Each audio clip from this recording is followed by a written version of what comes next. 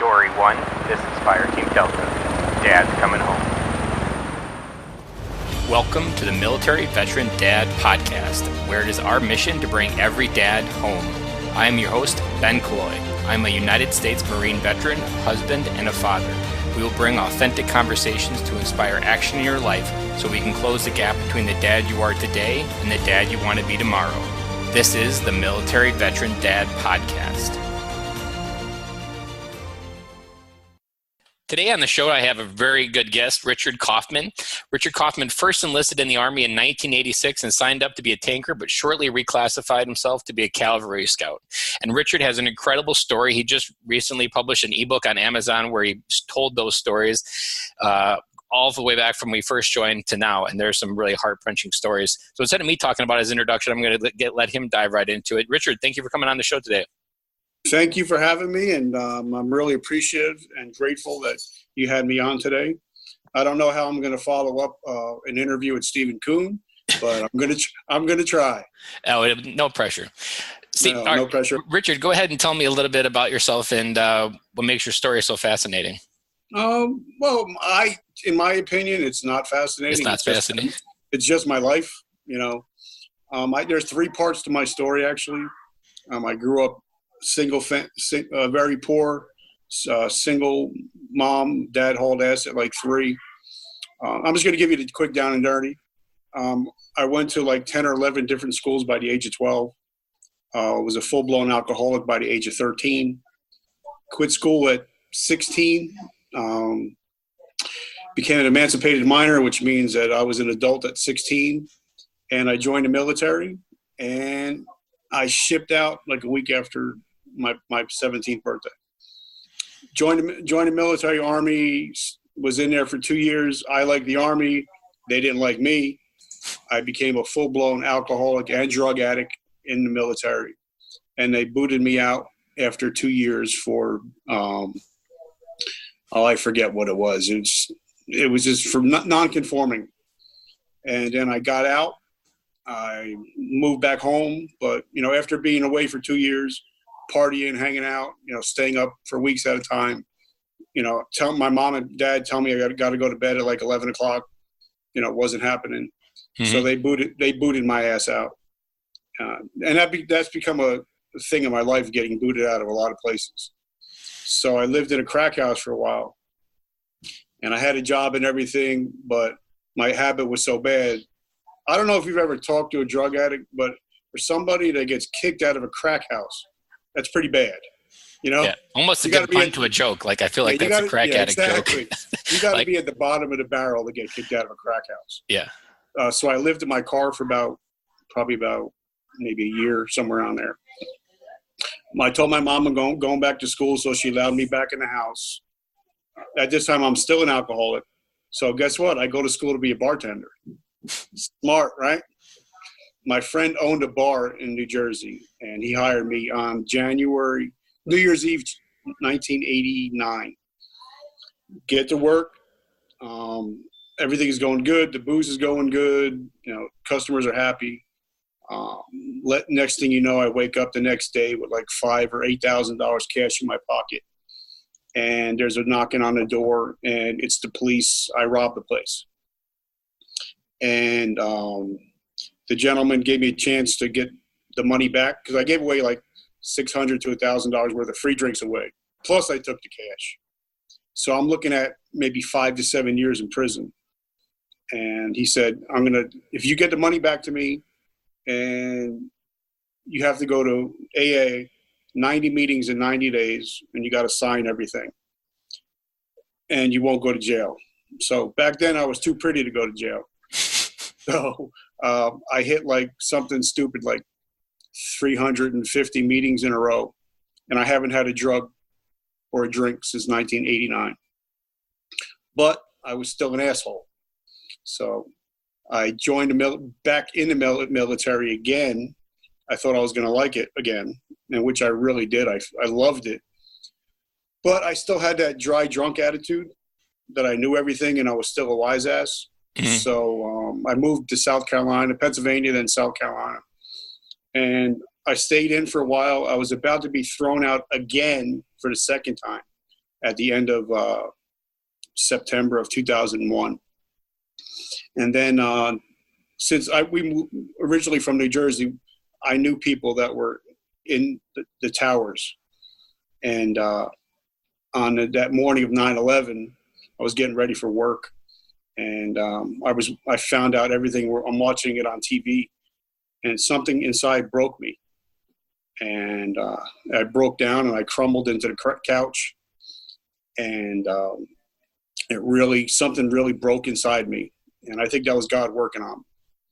And I knew that at that moment that something changed in my life. And I vowed to God and to myself that if the military allowed me to stay back in, I would dedicate the rest of my career to the people we lost on 9/11. So I had to go the next day or two to beg my company commander to keep me. Thank God they did. And I stayed in and I excelled. I became a Soldier of the Year within 2 years. I became a non-commissioned officer, which I still live by the NCO creed to this day. So I stayed in. Now this is the last part of my story. I stayed in, and then I moved back to New Jersey. And I was getting ready to go on my first annual training with the National Guard here. And I was backing up a Humvee.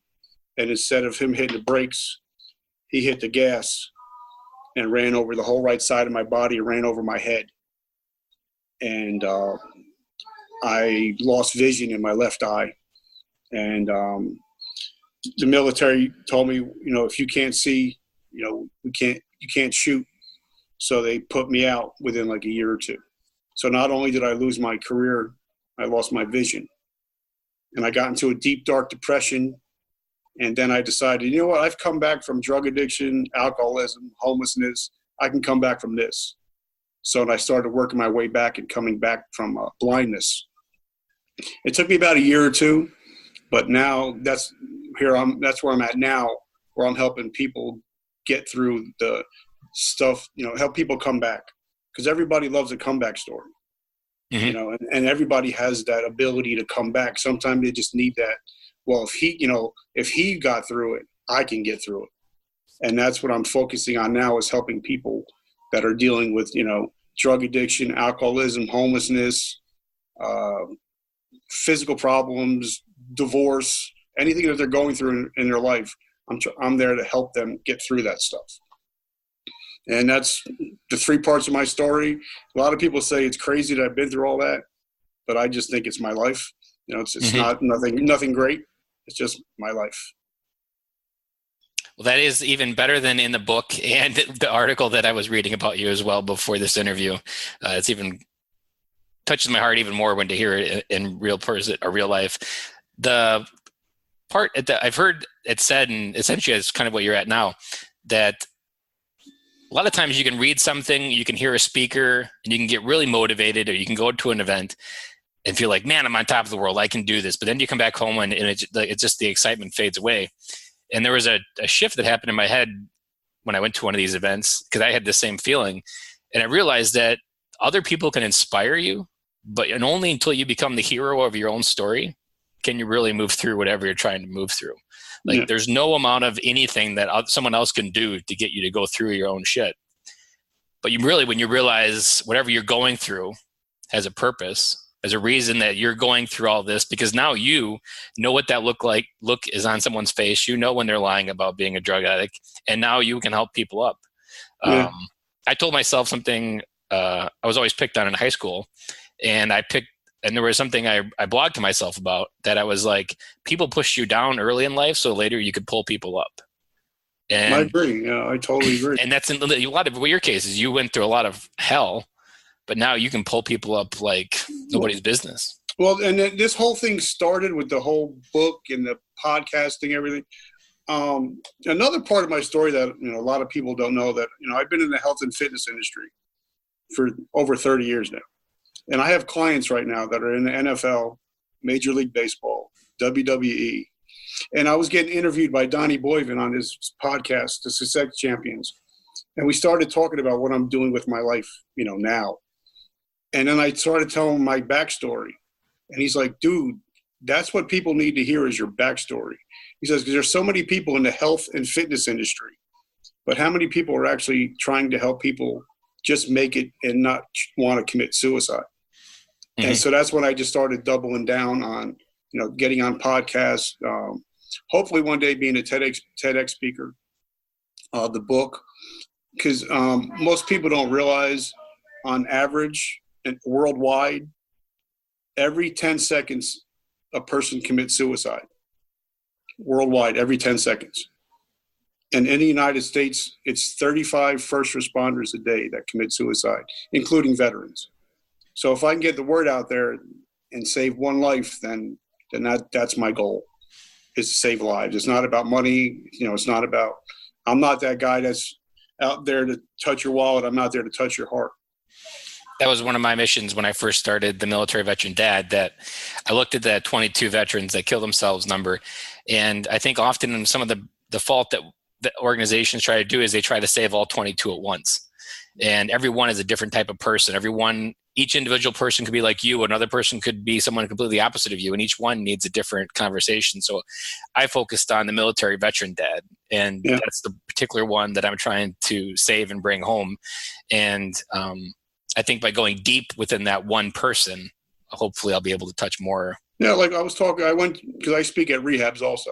I went to a rehab last week, and I was talking to somebody. And what I do is at the end of the talk, end of my talk, I actually go up and hug each and every person that's in the room. And they're like, one kid told me, he was 19 years old. He's like, I've never been hugged. He's like, just that one little thing touched my heart and makes me want to stay clean. So if I can touch a person's heart, it's all worth it. It's all about, like, when I go talk to people, even if it's going to be on a TEDx stage or whatever, I just want to be able to touch people's hearts. Because people half the people won't remember what you said, but they'll remember how you made them feel.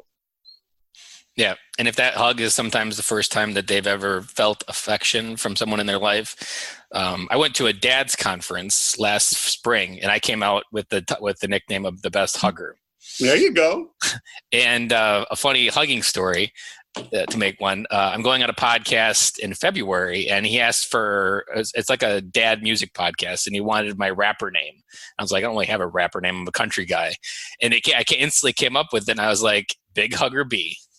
Or Sir Hugs a Lot. Sir Hugs a Lot's a good one as well. Cool. Yeah, but Big Hugger B, I was like, it just kind of hit me randomly, but I'm always the guy. When I was younger, I never had affection from anybody in my life. So as I got older now, within the last 10 years, I want to be that affectionate person. I want to hug my kids, and I want to hug my wife. I want to hug my friends.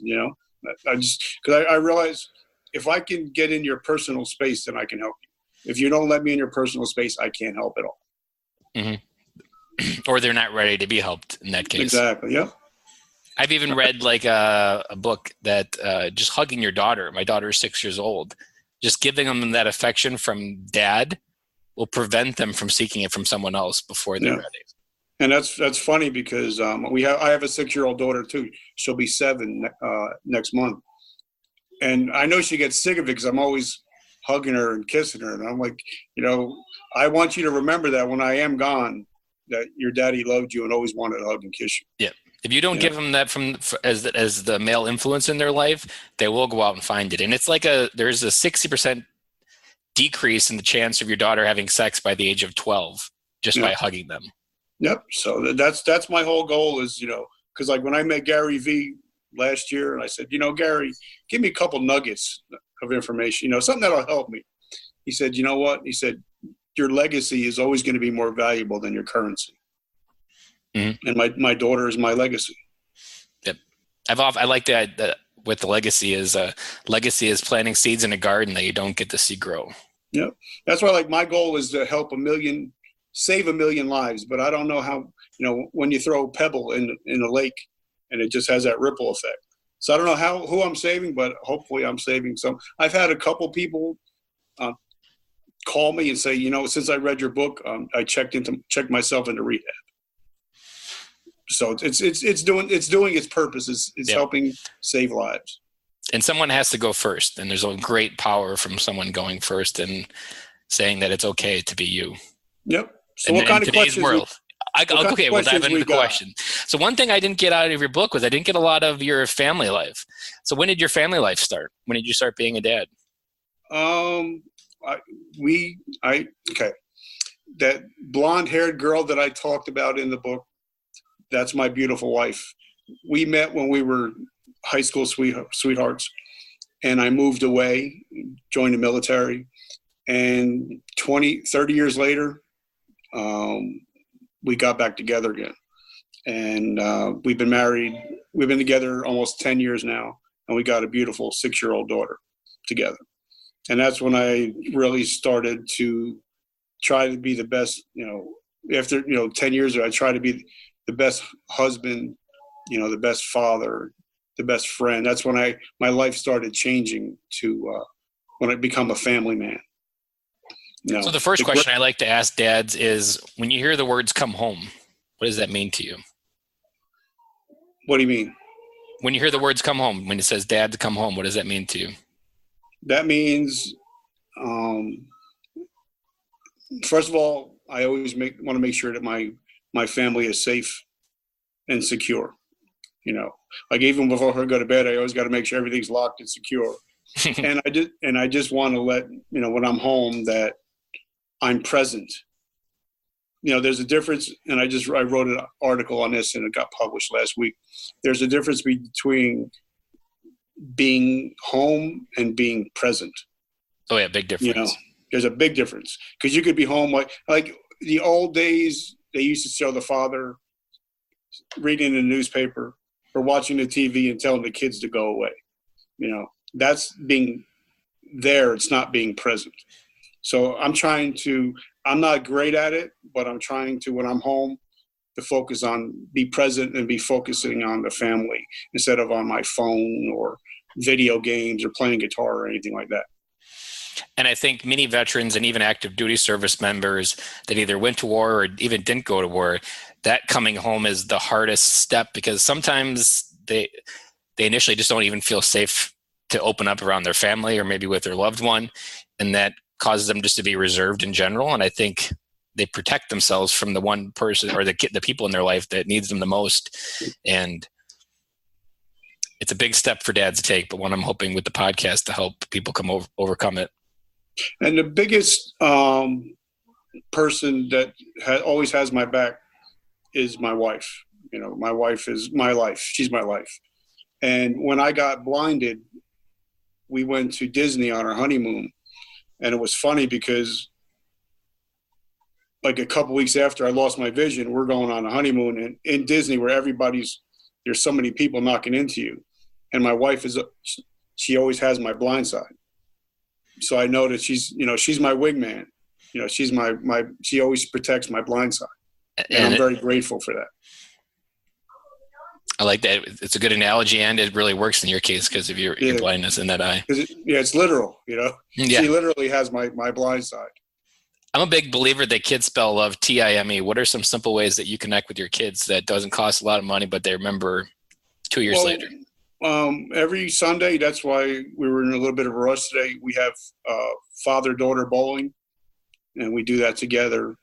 And on the big thing is she likes to go to movies, and I like to go to the movies. So every once in a while, we'll go to the movies and just have a movie night together. Or she likes to go to Burger King and have a dinner and then go play with the other kids. So that's kind of daddy time, I went on a date night with my daughter last week, and I was expecting like a Texas Roadhouse maybe that she'd want, and because that's where my wife took my son on a date night. But no, she simply said Subway. Okay. And I was I'm down with that. Yeah. And then we also, every year we do a Daddydaughter dance. We got one. We just booked one for March, our first one. At her school. So, I want to be there because and it's hard for me when I was coming up, I never had that father. So it's hard for me to learn how to be a father without having one. So it's kind of like I'm learning on the fly, even though I'm learning, every day. I'm trying to learn on the fly because, I'll be 50 at the end of the month. And I realize I'm not going to be here forever. And I want my daughter to know that, her daddy did the best that he could. Probably leads us into our next question. What do you want your kids to remember you when they're at a bar, hopefully being responsible, and they're 30?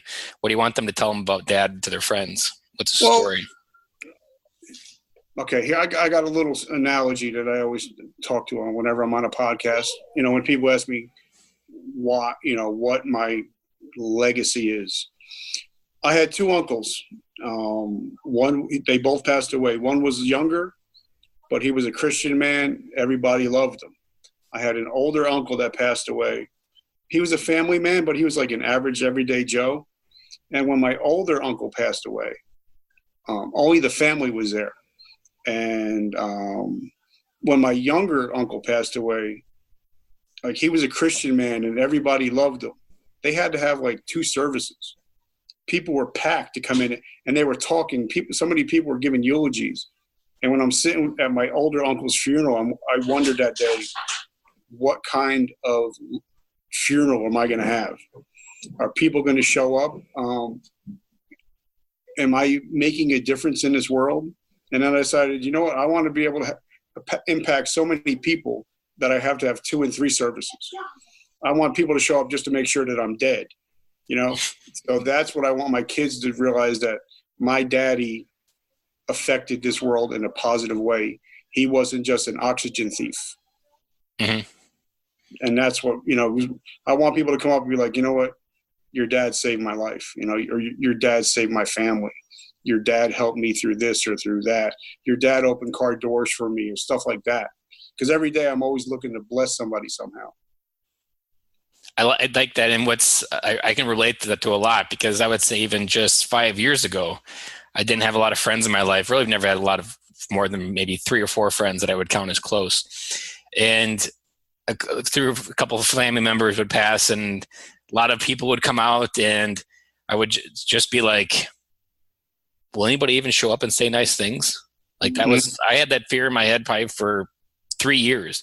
I remember watching the Jay Leno finale on Tonight Show and crying my eyes out at the time, with all these people coming out and doing such just amazing things to return what he had done for them. And I'm like, I want to be that guy that people just can't help but come out and say enough nice things. And I was really afraid that I was like, is anybody even going to know I'm gone? Yeah.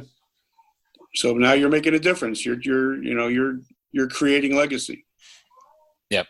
Completely different perspective than I had even just a few years ago with that idea. And really what I had for me, my issue was I was always so afraid to talk to people. Like every person I was talking to was like the high school girl that was going to say no. And I couldn't overcome that until I just said, finally, I'm done with it. And so I just started talking to dads at the park, where it was a little bit easier. We already could relate on something. And then I kind of got addicted to it. So then now I talk to people on airplanes. I talk to people at the grocery store, the airport. I'm always trying to find out what's going on in someone's life, because I find like even the TSA agents, those are, even when they are getting paid, even when they're not getting paid, they're just as good. But making them feel better about themselves, they're always making them reset. I was going through customs in Chicago, and asked me how I was doing, and I was like, better than good, because that's my typical answer. And he usually jolts people out because they're not expecting it. And then he's like, oh, I'm not that good. I knew he was taken off beat, and he really probably was questioning what just happened for the next 10 minutes. But I always try to lift up people around me, because everybody's going through something that day. You never know if that's the one. I had a grocery lady say it back, and she's like, you know what? I'm better than good too. Like some people just need a little extra. Yep. And that's why I'm here. You know, that's why I become the comeback coach, you know, because I actually help people realize, because like when I usually do my talks or my speeches, I usually, especially if it's a kid or something like that, eventually I want to give out eye patches and have them wear it through my whole speech, and then take it off at the end of my speech and not let them know that I'm blind. And because it'll give them a different perspective on how, you know, life is not that bad. You know, whatever you're going through is only a temporary situation. That's why I put on my post yesterday in my Facebook group that suicide is it's a permanent solution to a temporary problem. So, and that's why, I believe that anybody can come back from anything if they just have the right person in their life to help them push them through it. I'm a big believer that part of the crisis is with even men committing suicide is that for 2,000 years, we belong to a tribe. And Mm-hmm. somehow in the last 200, we thought we could do it alone. And more gradually and getting more exponentially quicker at trying to be an individual even more without that support network. But we were never meant to do life alone. Yep, it's true. Like even like in the programs of AA or NA, they doing say it together. They say that, I get drunk, we stay sober. So it's also, I was talking to somebody yesterday and I was like, I commit suicide, but we stay alive. So it becomes a we thing. And once people feel that they're a part of something again, because like a lot of people, when they get out of the military, they lose that. They don't have they're not in touch with their brothers like they used to be able to do. Like when I was we would be able to just sit on the back of a tank at like 3 a.m. and sitting there bullshit and telling everybody about their life stories and helping each other out. And when you get out, you're kind of like, all right, what do I do now? I'm by myself. I'm alone again.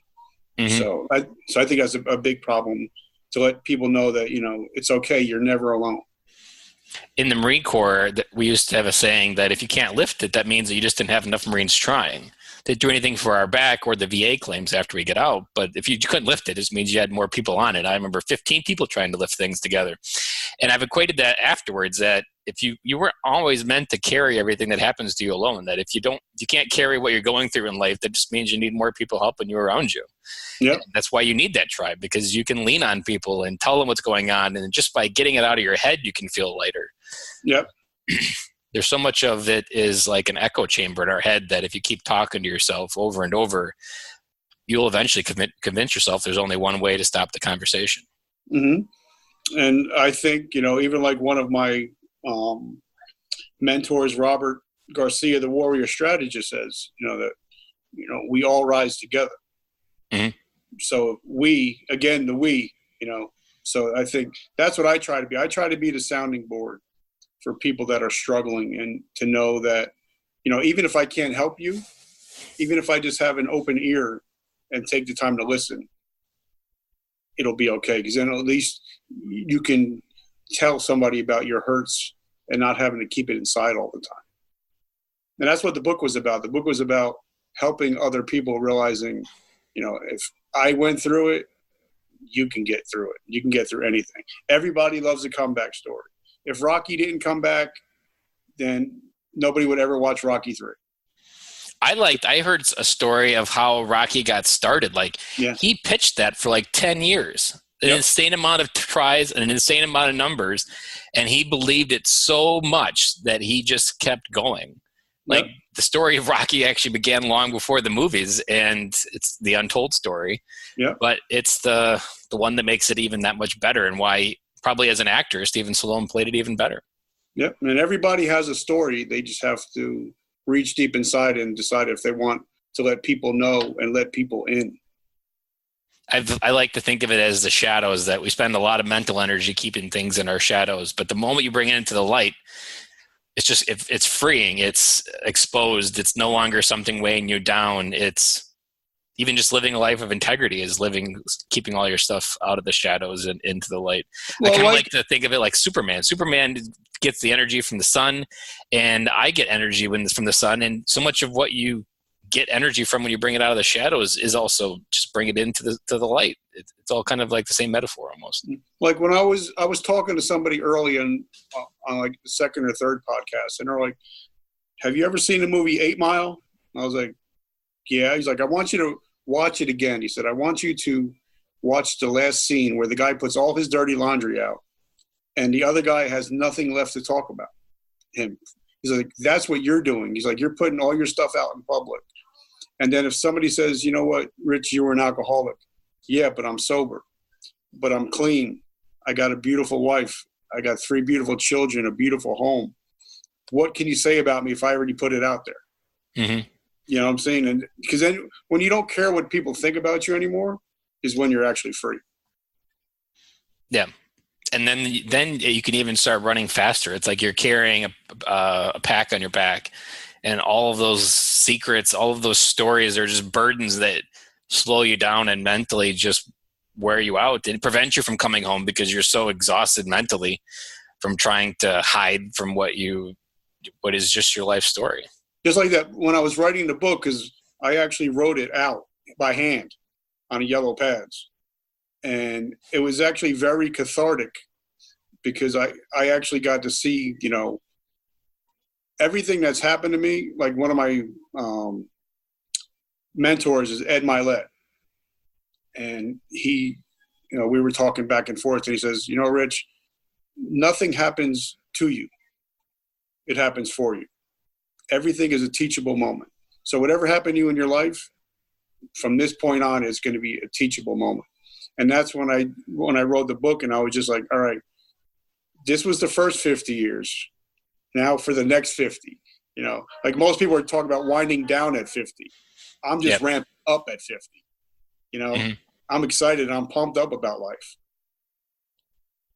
What was your scariest moment as a dad? The scariest moment? Probably the moment that I found out that we were pregnant. It was funny because I actually ran out to Rite Aid and got like 2 or 3 pregnancy tests just to make sure it was right. And then when I found out, I was driving home, and one of the songs was from Creed. When we're in the beginning of the song, you can hear the baby's heartbeat.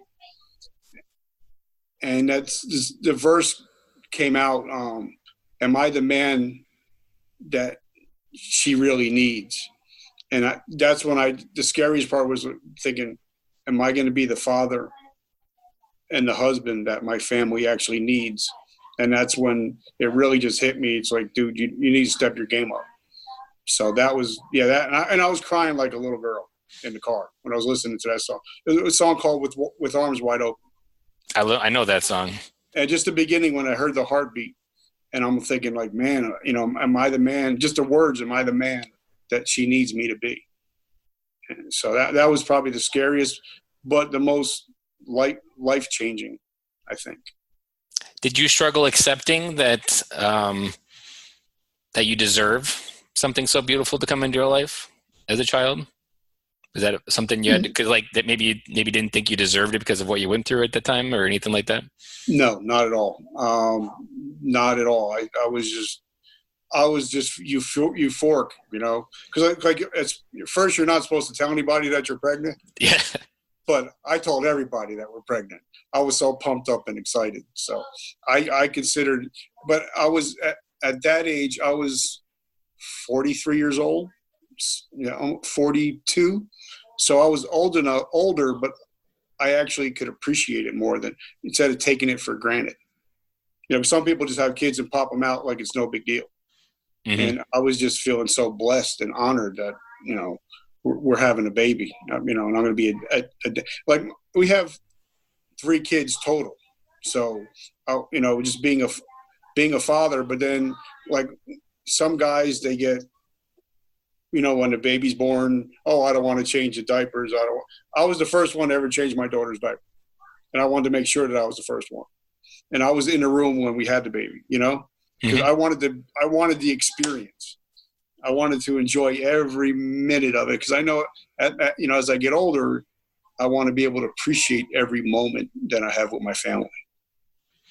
You always hear that, especially like my parents or a lot of people in general is like, they always go by so fast.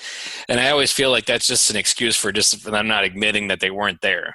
Like They didn't prioritize, they weren't present. Because I think a lot, if you're there to spend time intentionally, it does go by fast. I don't think there's going to be any regret. Like even starting this podcast, I was never going to start the podcast to be strangers to the people I was creating it for. I went slower. I could have launched sooner, but I went at the speed that my family was going to allow, and I was going to be a dad that I was okay with being, and I wasn't going to sacrifice any of my success for my family. And like I think I've missed maybe one doctor's appointment for all my kids in the last 10 years. I've driven my kids to school every morning.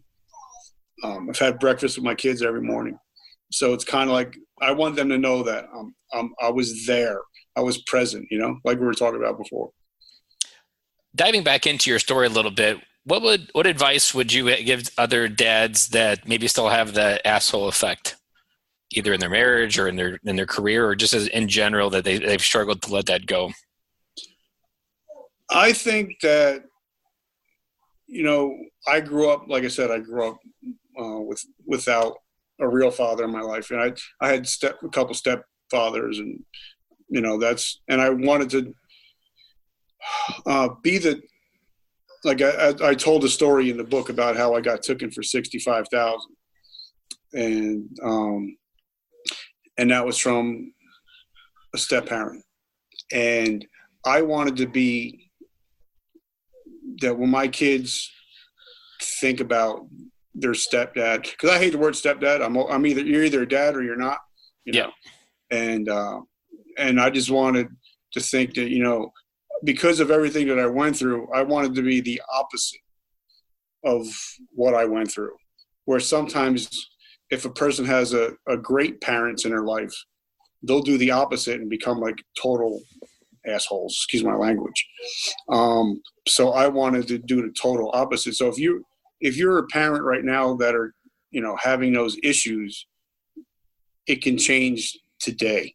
You don't have to, you can just, like if me and my sons, if I have an argument with either of them, I'll apologize to my kids and say, you know what, I'm sorry. I didn't mean it to come out that way. Because I used to be a very belligerent person. And I don't want to be that guy anymore. So I think once you decide what kind of guy you want to be, then you can start working towards it. And I think every parent struggles with kids will be kids and they'll push every red button you have. And I think every parent, including myself, has had that moment where they start yelling. But I've consciously always, at the end of the day, when I tuck them in, if I did do something that I don't believe was right, I will always apologize that I'm sorry I yelled. Daddy maybe didn't have the best day at work, or whatever excuse I had the moment that it wasn't right and I shouldn't have did that.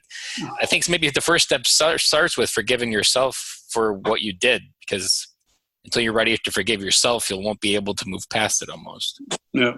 Well, that's the hardest thing. Like, even when you're in a program, you're doing like step 4 and step 5 to where you write everything down you've ever done to anybody else, ask them for forgiveness, but then you forget to forgive yourself for stuff that you've done, and the hardest person to ever forgive is yourself. Like, I'm a Christian. I'm not ashamed to say it. But I often go back and ask God for forgiveness for stuff that I did 10 years ago. And he's already forgiven me already. And why am I keep on bringing it up? Because I haven't forgiven myself yet. And once you forgive yourself of stuff, and you can be like, all right, I ain't going to do it anymore. I'm done, and then you can finally move on when you've forgiven everybody in your life and you've forgiven yourself for stuff you've done. Now you just have to, like Stephen says, you got to try to live a life of honesty, integrity, and transparency. Sometimes it doesn't happen. You're never perfect. Mm-hmm. And even like in the program, they talk about, spiritual progression instead of spiritual perfection. And you have to say, "Hey, babe, that's my beautiful wife. She's reading with my daughter for the guy. She got homework to do." But, it's all about making progression, because we're never going to be perfect. And I think a lot of guys, or even girls, they forget that, we're just people. People are people. And you're going to mess up, and not to get too wrapped around the axle. And if you do make them, like in my book, I wrote that when I got bailed out by my aunt and uncle, or else I would have went to jail. I didn't realize, I found out later that my stepfather put in some money also. I forgot to put that in the book because I didn't know. So I had to go apologize and, make the right wrong. And then it's over, so sometimes you just have to say, you know what, like if me and you were friends and if I accidentally offended you I'll call you and say, Ben, I made a mistake. I'm sorry. You know what I mean? Yeah. When you have such a diverse background of a story, how do you consciously make sure that your kids fail forward? And like, I can imagine there's some fear where you don't want them to even come close to what you had, but at the same time, what you went through has made you who you are today. Do you struggle with that sometimes, like protecting them too much, or maybe even just consciously letting them fail and knowing not have no idea where it's going to lead to? Well, I'm kind of like, I'm sorry, I had to plug my phone in. It was starting to get low. I want my kids to fail, because that's the only way you're going to learn to win is if you fail. If you live like I tell my kids, if we get a participation trophy, I don't want it. I didn't earn it. You know what I mean? Mm-hmm. So I want my kids to fail. I want my kids to try everything. If you don't like it, okay, it's great. If you don't like playing guitar or playing music, at least you tried it. And I think a lot of parents are afraid of their kids failing. But that's how you become a winner, is by failing. A lot of these people, they say, they've lost like 5 or 6 different businesses before they finally hit on the one business that wins. So if you didn't lose the first 6 times, you would have never won on the 7th time. Mm-hmm. Even if you think of someone like Dave Ramsey, who was a millionaire and fell all the way down to rock bottom again, and now only after that second time did he create the dynasty that is the Ramsey empire. There's a story I heard by Tom Brokaw about the Greatest Generation, that the one thing that made them the Greatest Generation, which was the diversity and the suffering of the Depression, they wished upon their kids not to have to go through that. But in reality, they wished to remove the one thing that made them the Greatest Generation. Mm-hmm. And so much of like, we want our kids to not maybe have the harm or the hurt of what we had, because we know what it felt like. But in reality, all of that shapes who we are and shapes us to where we are today. And so we always have to be conscious of how we control that, because it does have an effect on them. Yep. And that was one of the reasons why I wanted to put the book out there. So even when I'm gone, my daughter, and after she has kids, they can say, look, check out Grandpa's book. Tell him about what he went through and how much he loved me and how much, what he went through in his life just so we can have a good life. And it's the beginning of creating a legacy. What advice would you give a dad looking to come home to his marriage? I don't know if I even have it over. I have a book that I go through. I read through it between about 3 or 4 times a year. It's called A Love There. And it's a great book. It's called A Love There. And there was a movie called Fireproof years ago. And what it does, it takes you 40 days through how to divorce-proof your marriage. And I think that if somebody's going through hard times, in their marriage, I try to think of, am I the man that she needs and that she deserves? And if I work on me, then that's the best that I can do. And if I can work on me to be the best husband that I can be, and provider and protector, then everything is going to work out in the end. Because a lot of people think when you marry somebody, you're thinking about, well, what can I get? But instead of, I think, I try to anticipate my wife's needs. I want her to think, if something ever happens to me, that, he was the best husband that he could possibly be. So whenever I get lost in any type of marriage conflict, I kind of created a question to get myself out of it, that at the end of the day, I'm the only person that I can control. And the one way that I've always kind of walked through whatever we were going through was I always try to refocus, like, what have I yet to do myself to work on me? Because I can't control her. I can't do anything. I can beat it up till a dead horse, but all I can do at the end of the day is me. Mm-hmm. And my wife has always reminded me that it's just do you. Yep. And like I said, my wife, she knows, and like I wrote in the book, she knew me from when I was the wild child, when I was, 17 years old, walking around in a towel, drinking from a keg of beer and mooning a priest in front of the high school. She knew me from then, and now she knows me now as a grown man. I mean, I'm still acting stupid and childish as could be, but she knew me at my worst points, and now hopefully she's seeing me at my best points. So, it's fun. It's, I try to be the best husband. I try to be the best father. I try to be the best friend that I can be. And, as long as I'm being the best I can be, everything else is going to fall into step. Richard, to wrap up this interview, what's a parting piece of advice you want to leave military veteran dads with?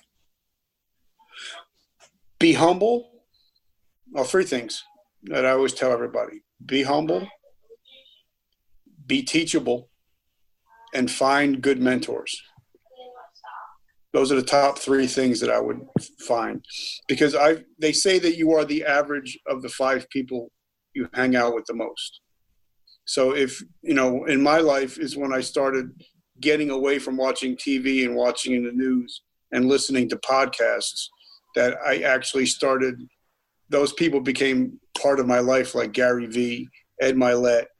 So if you find people that are winning in life, if you listen to it long enough, your brain doesn't know if it's real or if it's not, if they're real friends or not.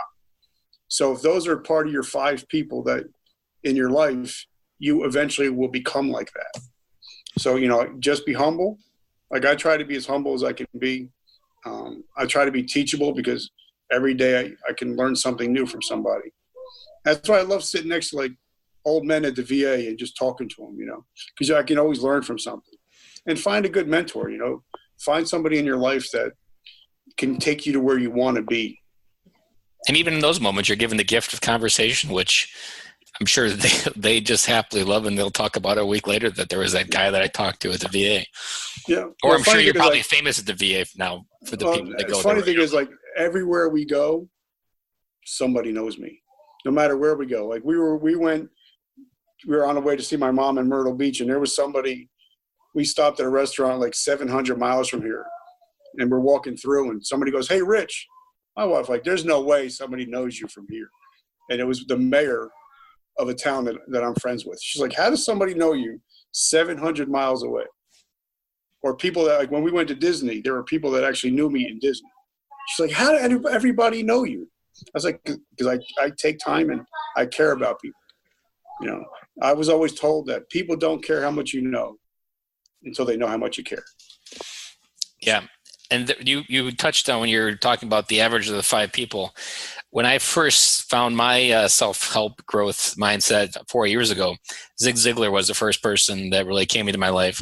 And he pretty much gave me there was a quote that he said, and it was like my mission, even to this day, that you are where you are because of what has gone in your mind. You can change who you are and change where you are by changing what goes in your mind, which then just, to me, I just went on like this, just trying to change exactly what in my mind with books and leadership and anything I could get my hands on. The only problem was I went a little too much information and not enough action with it. I was absorbing too much stuff and not actually moving my life forward with it. Well, see, I love when Zig Ziglar says that you can have anything you want in this world if you help enough people get what they want. I remember hearing that so many times, and it wasn't until like maybe 2 or 3 years ago that it actually finally sunk in that of what it actually meant, and like what an example is of just like conversation. Like, listen to what someone's saying, listen to what they need in their life, and see how you can help them. And Stephen Kuhn's always talking about of just figuring out what they need and try to help them. Yep. And I want to thank you for buying the book. Now I'm going to ask your people that are listening, what I'm asking people to do is to buy 10 ebooks for a total of $9.99, less than it is to go out for lunch. Keep 1 copy and give 9 out to your closest friends and family, because you never know who's struggling with anything in life. And 35% of the proceeds are going to it's called Joint Task Force 22-0, that helps raise awareness for first responder suicide. So I'm not making any money on the books. I'm losing money, but it's just about helping, trying to save more lives. And Richard's book, The Hero's Journey from Darkness to Light, I'll include a link of it in the show notes, and you can go ahead and take that challenge. Richard, it's been an amazing conversation. We dove into some areas that we had not done on the Military Veteran Dad podcast, and I hope to dive into it more with future guests, and hopefully you were just the initial crack into what will be a big cavern of deep conversations of pulling back the onion on what it is to be a veteran. Well, thank you so much for, just for taking time out for letting me hang out with you today. It was awesome, and pleasure was all mine, Richard. Thank you. Brother. Have a great week, and God bless you and your family. Thank you. That's a wrap, and thank you for listening to today's show, and I really hope you enjoyed it. The lifeblood of any new podcast are the reviews. If you haven't reviewed the podcast yet on iTunes, I would really appreciate it, and you will help us get the message out to even more military veteran dads. As John Maxwell says, if there is hope in the future, there is power in the present. Dads, it's time to come home.